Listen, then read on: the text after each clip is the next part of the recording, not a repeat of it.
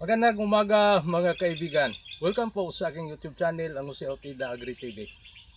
Sa umagang ito mga kaibigan ay naghahanda po tayo sa ating paggawa o sa ating gawain araw-araw. Ito paghanda natin sa ating pagtatanim ng mga gulay. No? Ito mga kaibigan, mayroon tayong mga seedling. No? Ito, mayroon tayong seedling na mga buto na binili natin upang itatanim natin dito sa ating lupa na pinakalaro na natin. Ito mga kaibigan, itong tinatabunan natin ay tapos na ito. Ito nakabaging. Oh, baging tayo gamit ang dahon ng saging. Ito ang nailagay na natin mga buto. Mayroon tayong pipino, isang lata. At ito, marami ito. Marami itong mga mayroong atsal. Atsal. Ito, marami itong atsal. Kasi naghanda po tayo para makapagtanim tayo ng maraming atsal. Mayroon tayong ano pa ito? Ito. Ito, mayumi. Upo. So mga kaibigan, sa ating pagsasaka ay kailangan pa ito ng mabisang pagplano. So ito, handa natin ang lupa. Pinaghanda natin ito panahon ng tag-ulan. So, yung lupa nilagyan natin ng tubig at saka pinadaanan ng traktor. At saka pinatuyo. Ito handang-handa na ito. Susuyurin pa ito natin at saka araruhin, lagyan ng plastic mulching. So, pakita ko sa inyo kung paano tayo naglagay ng plastic mulching. Kasi ang yung paghanda po natin ay kailangan nagamit tayo ng organic fertilizer. So puntahan natin ang ating tinataniman, tataniman pa.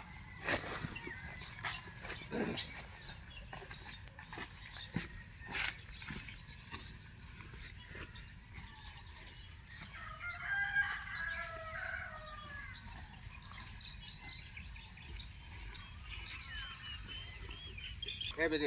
Ato ring i-slide. Okay.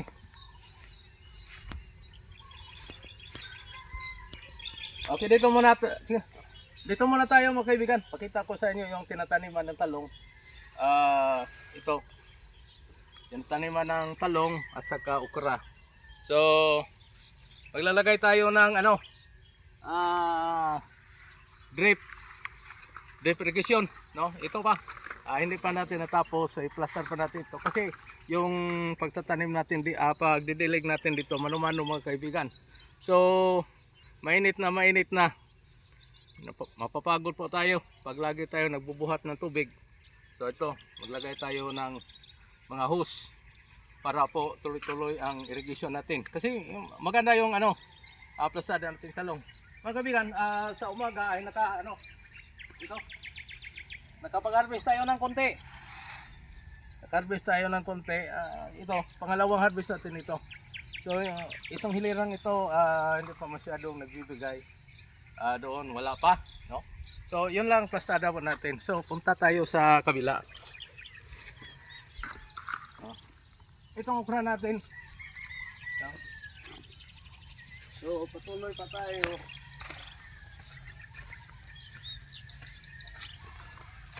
Tuloy pa tayo mga kaibigan. So ito, meron pa tayong bagong tanim na okra.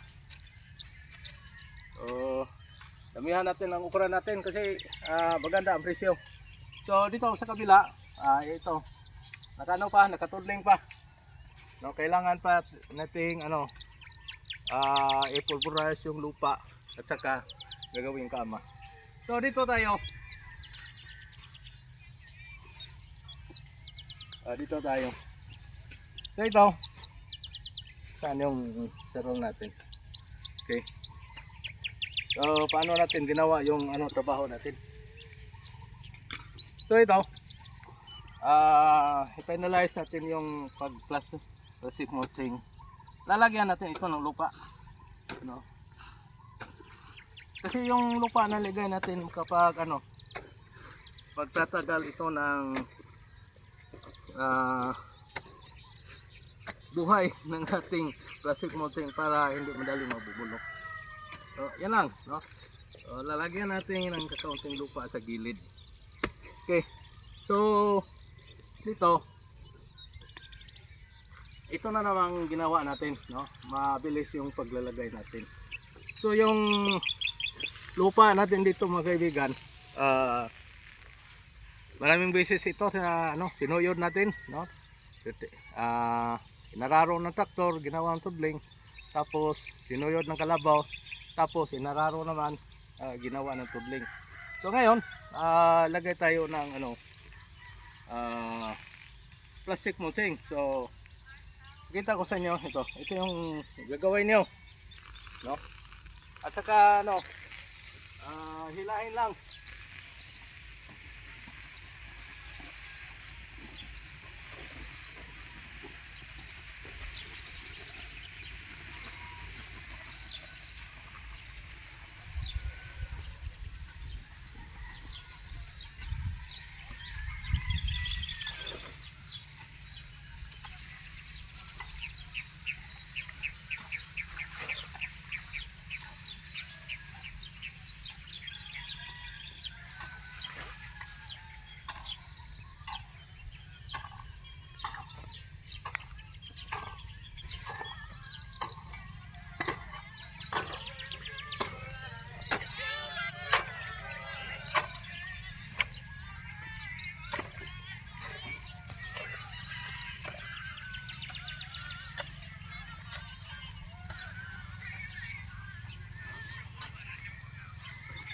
Ito mga kaibigan, no? Ito ang paggagawa natin na gamit tayo ng plastic mulching. Kasi maski mainit ang panahon, kailangan pa rin ang plastic mulching para hindi masyadong makalabas yung basa ng lupa, makapagpipigil ito ng dehydration. So pag nagdidilig tayo, nagdidilig tayo sa butas ng ating plastic mulching, kakaunting tubig lang, no, mapapakinabangan ng ating tanim. So sa ating pagtatanim, mabisa yung land preparation. Yung sa gitna dito mga kaibigan, nilagyan natin ng organikong pataba, yung dumi ng manok, no, yung fermented chicken dung.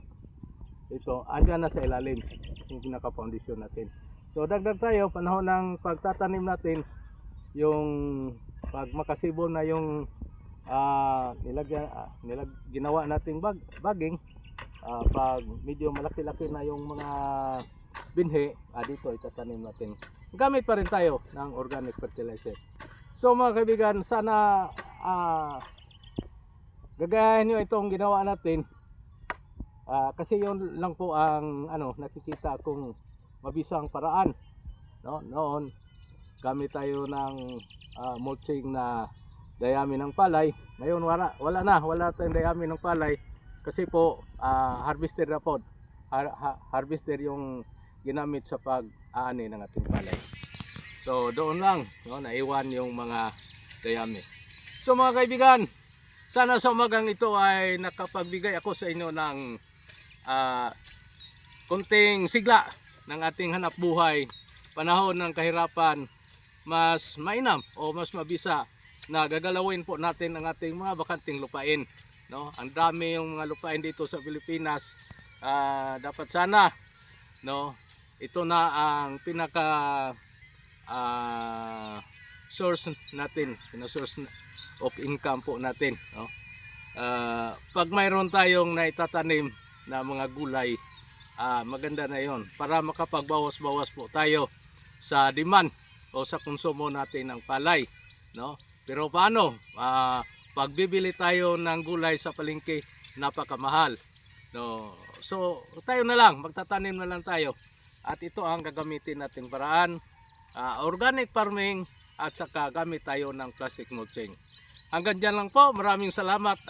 Huwag niyong kalimutan na mag-comment at mag-share naman kayo para po matutunan ito ng marami sa ating mamamayang Pilipino. Magandang umaga at masayang mainit na araw sa inyong lahat.